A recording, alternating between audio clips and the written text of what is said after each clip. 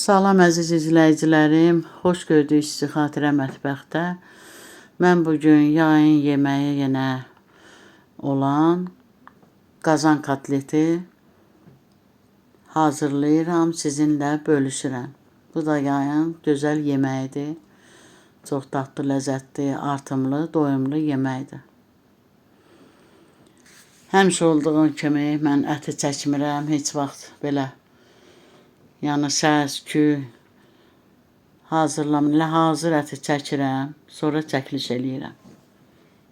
Əti çəkirəm, soğanın vururam, duzun, istiyordun, hazır. Ətə quyruq da vururam, mən əti çəkəndə hökmən quzu quyruğu işlədirəm, mən ətə vururam.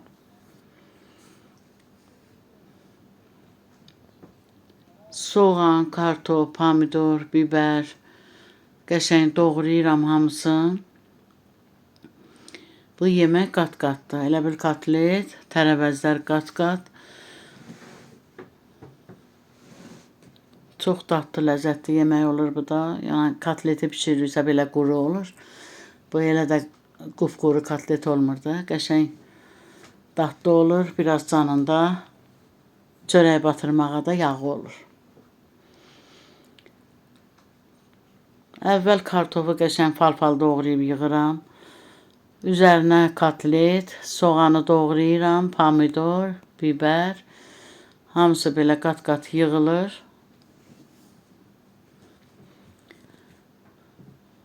Sonra yeməyə yağ əlavə eləyirəm. Ağzını örtürəm vamxodda, qəşəng öz şirəsində bişir. Çox ləzzətli, dadlı yemək olur. Tərəvəzlər öz şirəsində bişəndə, ət də tərəvəzin şirəsində bişəndə çox dadlı, ləzzətli olur. Artımlı yemək, qəşəng doyumlu yemək, əsl yay yeməyi, sümüklü ətdən də belə eləyirəm mən, toyuq ətindən eləyirəm. Çəkilmiş ətdən kotletlə belə hazırlayıram qat-qat. Hamısı çox ləzzətli olur, dadlı olur, hərəsinin bir ayrı dadı olur. Biraz da sarı kök əlavə eləyirəm.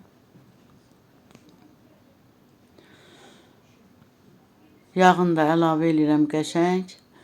Qoyuram, ağzını örtürəm vamxodda, qəşəng öz şirəsində yavaş-yavaş bişir.